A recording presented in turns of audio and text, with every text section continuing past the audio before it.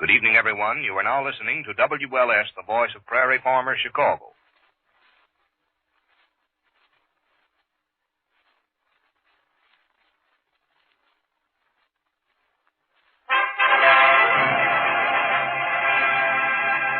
The Johnson Wax Program.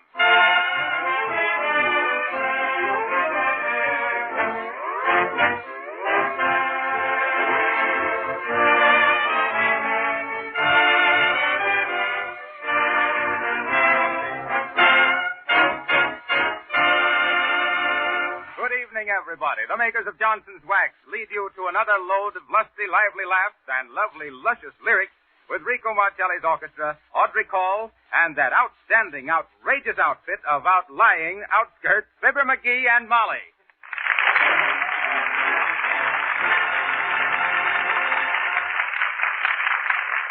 Marcelli and his men lead off with Say It With Music. Say it, senor.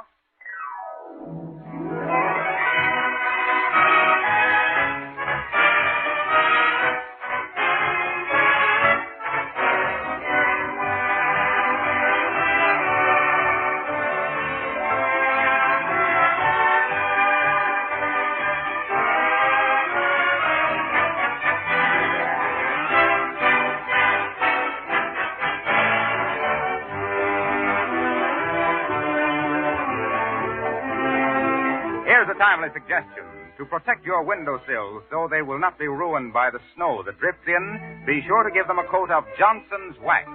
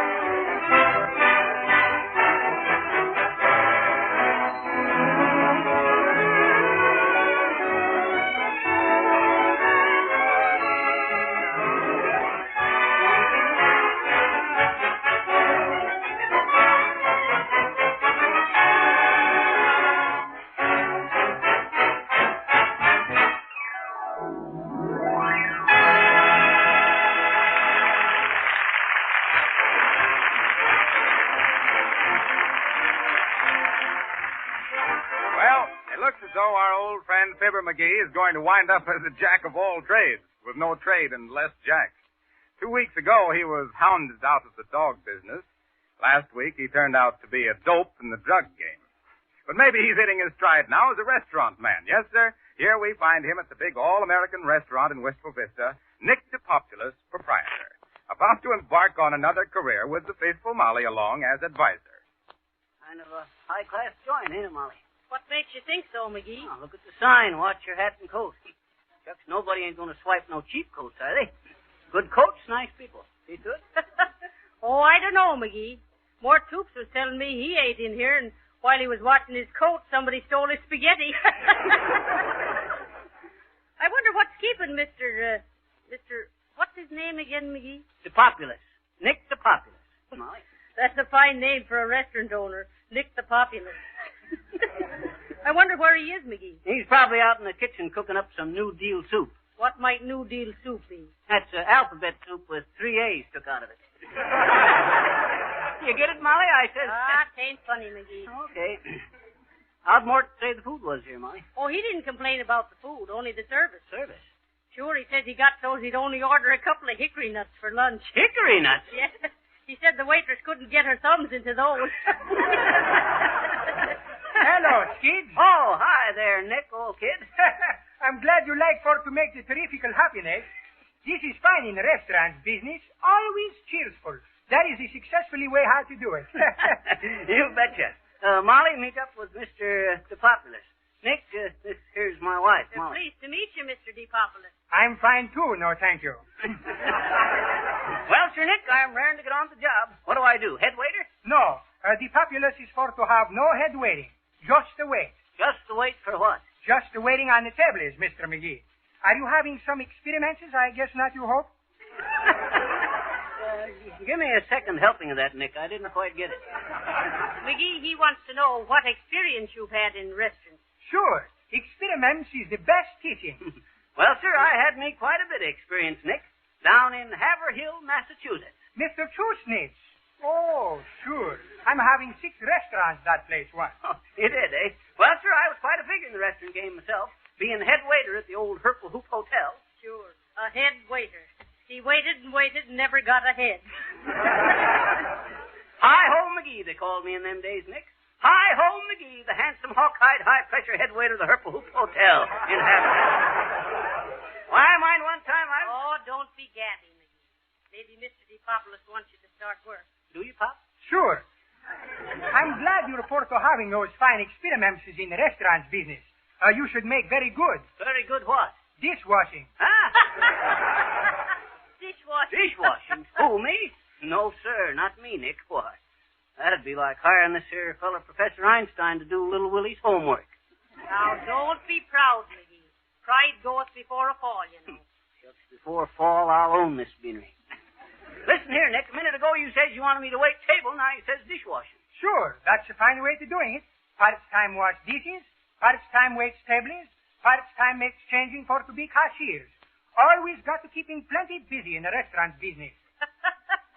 You'll be so busy, McGee, I'll have to get you out with a habeas corpus. Who's you mentioning his name, lady? Habeas corpus. Oh, sure, habeas corpus. He's my second cousin. Habeas corpus Theodophilus DePopulous. He is for running the new DePopulous person and restaurant business in a high-class neighborhood in Chicago. That's so. On Missy Goose Boulevard. Well, now, what do you say we get started, Nick? Huckly Duckly. Come on out in the restaurant, Mr. McGee. Just call me Fibber, bud. Huckly Duckly, Fibber.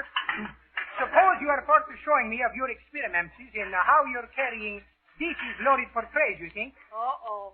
What you mean, oh, Molly? Why, shucks, ain't nothing to carrying a load of dishes onto a tray. Just a matter of being sure-footed and having a sense of balance. Ain't it, Nick? Sure, that's fine for having a balances. Also, it is good tricks for to have no soupings on the floor. Sure. No soupings on the floor and no eggings on the bed. You like for to try carrying a tray full of dishes, Fibber? You betcha. Well, now, here's a lot of dishes. I'll hold the tray for you whilst you're loading. No, Cupid. He should be for doing it alone. Well, don't think I can't do it alone, Nick. Watch this.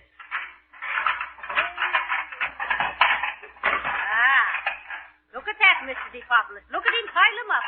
He's not very good restaurant people. He is for putting little dishes on the bottom under beneath the big dishes. This will make for teeter topplings and pretty soon crossings on the floor and bang goes a profit. Hey, remembering, Caesar, the waiters always pay for their own breakings. What say, Nick? How am I doing? Already you pile bigger pile dishes than most people in the restaurant's business. Can you carry in this load? You get that, Molly? Yes. He wants to know if Fibber McGee can tote a few Yes. saucers. Why, shucks, Nick, you ain't seen nothing. Yes, I hope not. Maybe you better let me give you a hand, McGee. Stand back, Molly. I'll handle her. One more of these platters. A sugar bowl. Bottle of ketchup. By custard, I don't think he'll make it. Now then, Nick, watch this. Up you go, McGee. Up. Ah, there. You see how easy he done it? Give me a push to get started, Molly. Okay, McGee. I said push, not shove. McGee, straighten your knees. I can't. Watch him, Mr. DePopulous. I'll bet he don't drop a single teaspoon. That's fine. Just set him down there on the table by the door, McGee. Right here. That's Okay. There. There you are, Nick. How's that? Never cracked the cup. He didn't think you could do it, McGee. It looks like I jumped at a convulsion. Why, shucks, Nick, that was nothing. Well, I mind one time at a banquet for the Johnson wax salesman up in Racine, Wisconsin, I carried out the dishes on a bed. On a bed, always my waiters is for using trays. No. No, Mr. DePopoulos. On a bet, they bet McGee he couldn't carry the dishes out and not bust any. Am I right, McGee? You betcha. There was 252 salesmen eating there, and counting about 9 dishes apiece. That's about 3,250. No. It's about 2,250.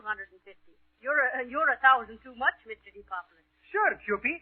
In the restaurant business, when you make out the check, first guessing is always too much. Yeah, you're telling me. Well, I got one big tray, loaded all them 2,250 dishes onto it, and waltzed them out into the kitchen without dropping a single poppy seed off in a single roll. Oh. That's why I said... That's why maybe I think you should be carrying these dishes back to the kitchen.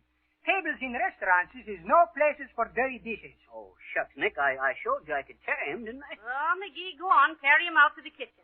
Oh, okay. Up you go, McGee. Up. There. This way. You think he can making it, Cupid? Oh, don't you worry about McGee. I make him wash and dry the dishes every now and then. Look out for the door, McGee.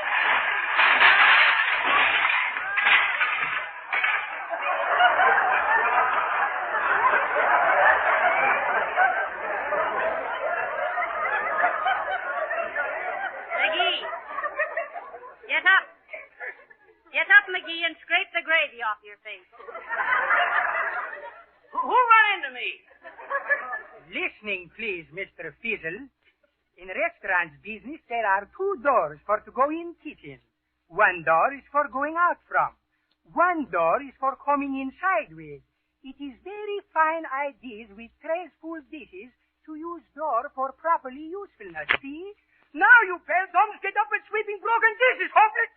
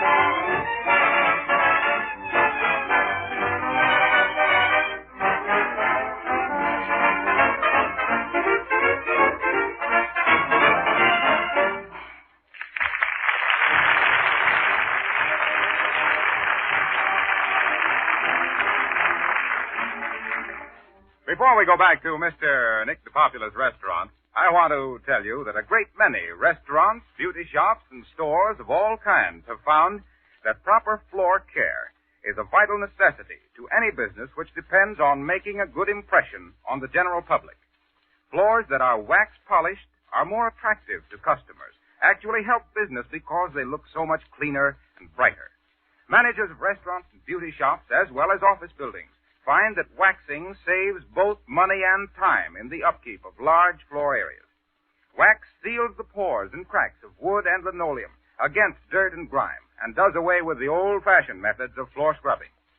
S.C. Johnson and Son Incorporated, Racine, Wisconsin, makers of Johnson's Wax, will gladly send any businessman or woman information and samples of their product, especially packaged and priced for use on large floor areas. Please write on your business letterhead. And now, our little solo violinist, Audrey Call, is going to play her own arrangement of With All My Heart. Fortissimo, carissima? No, pizzicato, kiddo.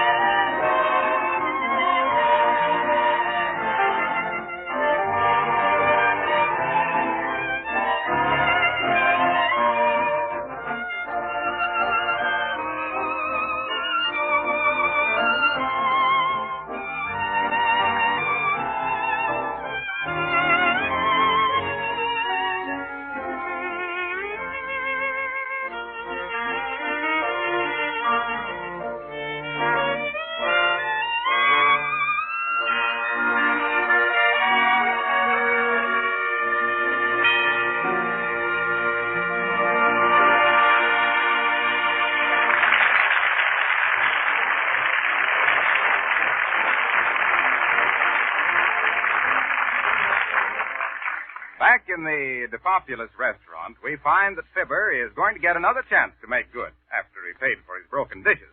Here are Nick, Molly, and Fibber going through the kitchen. My, look how clean and shiny everything is, McGee. It is kind of bright at that, Molly? And look at that roast chicken. Hot dog. I think I'll just try a leg and see how good the cooking is here, Molly. McGee, let things alone. Is he supposed to sample things, Mr. DePopulous? Those chickens is not supposed for eating. Oh, now don't give me that stuff, Nicky. I never could resist a nice roasted chicken like that. You hold her, Molly, whilst I rip off a leg. Say, I think I'm going to like working here. Not good. What's the matter, Nicky? Why, that dad-ratted chicken is made out of cardboard. Good. You see, wise people? Huh? I'm foretelling you. Those chickens is not for eating. He is for the people putting in the front window. Oh. That's what you get for trying to pull his leg, McGee. Ain't funny, Molly. What's in that door there, Nick? That is the linen closet. Tablecloth, napkins, aprons. Oh. How about the big door there? Is that the safe? Sure, Cupid. That's where I save my fresh meats from spoiling. Oh, the icebox, huh? Refrigerator to you, McGee. Certainly. It's a fine thing in a restaurant business for to have a big refrigerator. Come, see. Heavenly days. Look at the meat hanging in there, McGee. Looks like it'd feed the Army and Navy and have a little left over for the Marines. Marines? Yeah. My restaurant don't serve seafood. Well, it's kind of cold in here, ain't it? What'd you expect? To come in here and roast marshmallows? Now, look. On these hooks, I'm for to keeping biffs. Biffs? Oh, I get it, Nick. Kind of a steer house for stores and a storehouse for steers.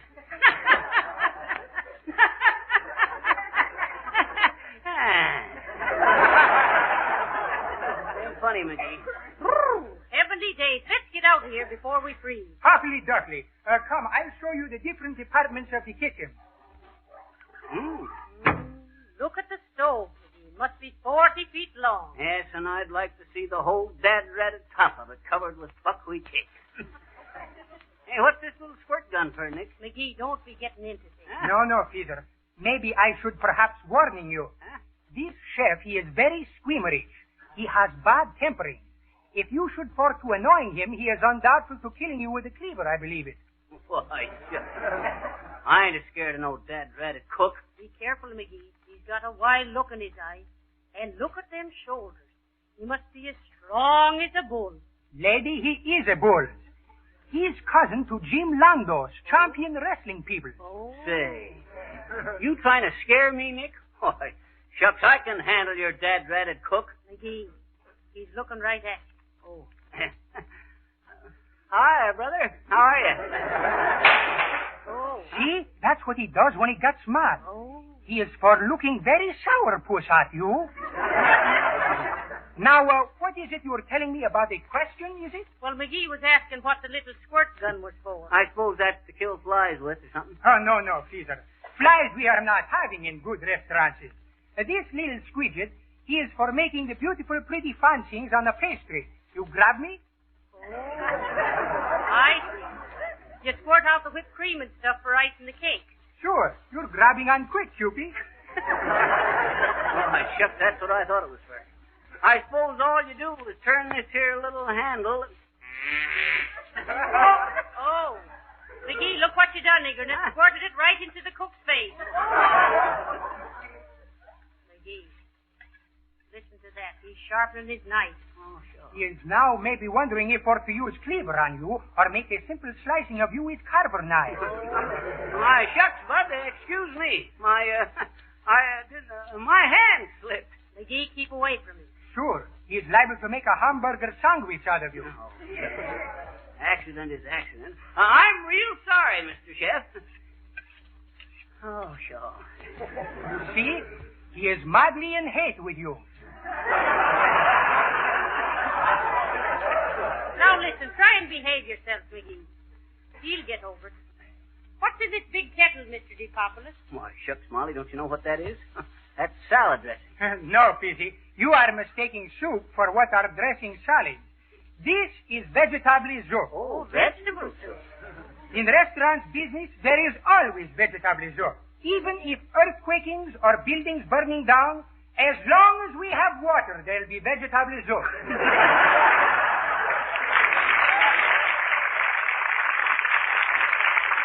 How about this block here, Nicky? I suppose the help uses that to play cards on when business is dull, huh? No, Fizzler. This block is for chopping cabbages for coleslaw. Oh, yeah. That's what I meant. Hand me that head of cabbage there, Molly. Be kind to it, McGee. There's more brains in that head than in yours. Oh, is that so? Looky here. Watch how I used to instruct the chef in cabbage chopping when I was meter to hotel at the Walbridge Peoria in New York. Be very anxious with the chopper, Fizzler. It is twice as easy for to cut off thumbs as to be careless, I'm wondering. Shucks, Nick, don't you worry about me. Watch this. McGee, not so hot. Huh?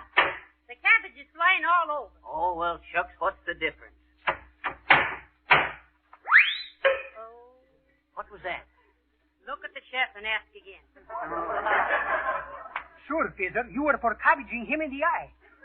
Look, he's rolling up his sleeve. Oh, sure. Oh, look at his muscles, McGee. You'd better believe it. Who, me? Say, brother, I'm real sorry I hit you with that piece of cabbage. Cabbages or Swiss potatoes is for making no difference with a cookie. Well, shucks, he shouldn't get sore about a little thing like that. Oh, no, Fizzler? And don't you be angrily with him when he is cutting off your ears, too, I hope so. You hope so? Hey, listen. Don't talk so loud. Say, can he understand English?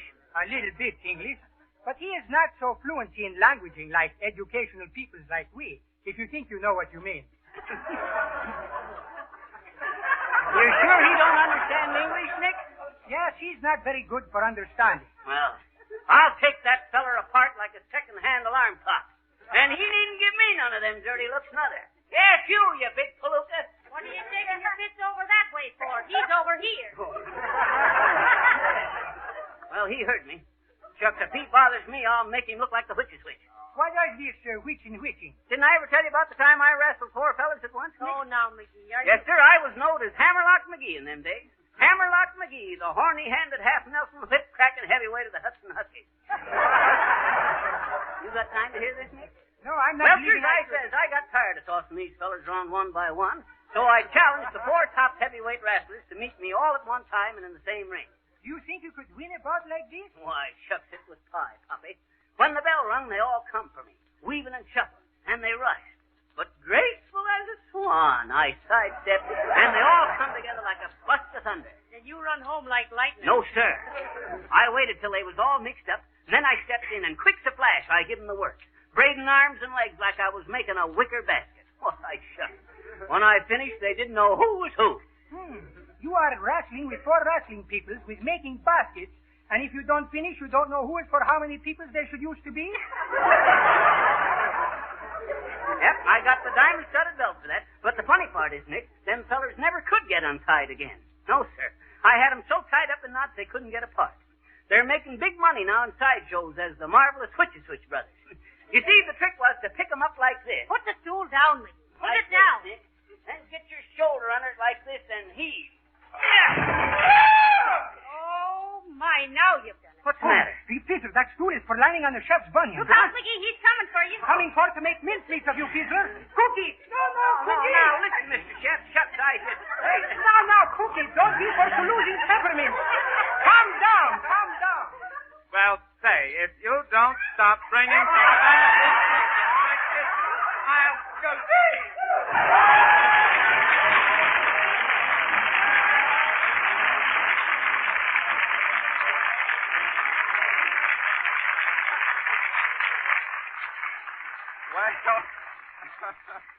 Well, somehow we don't think Fibber's going to care for the restaurant business.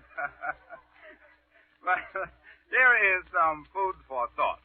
If you have hardwood floors in your home, you'll be delighted with the enriching effect of a coat of genuine Johnson's wax. The best housekeepers have found that genuine Johnson's wax makes their housework much easier and keeps their homes looking bright and cheerful. But don't think of Johnson's wax as merely a floor polish. It's a real protector and preservative for all woods and linoleum, as well as enamel and painted surfaces. Wax your furniture, your windowsills, and door frames, enamel icebox, and cupboard shelves. Johnson's Wax will give your rooms new beauty, save the cost of refinishing floors and woodwork, and actually cut your cleaning time by 1/2 because dirt and dust just cannot cling to a Johnson Wax surface. And by the way, you can save up to 1/3 by buying Johnson's Wax, paste or liquid, in the larger sizes.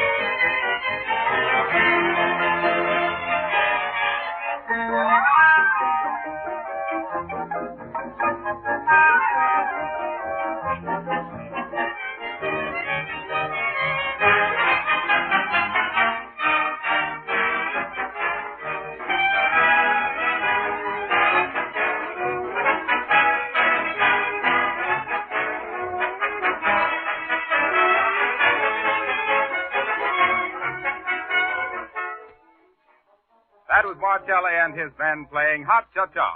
And we'll meet you again next week at this same hour when Fibber and Molly invite you back to Wistful Vista for more hilarity, more harmony, and more, but need I say more? Until then, may I remind you that just as the best housekeepers use Johnson's Wax and Johnson's Glow Coat to keep their houses clean and shining, so the most particular car owners keep their cars sparkling with Johnson's Auto Wax and Cleaner. This is your old waxer of Florimonies, Harlow Wilcox, signing off with a riddle. What's the difference between Fibber McGee and me? One wise cracks and the other cries wax. Good night.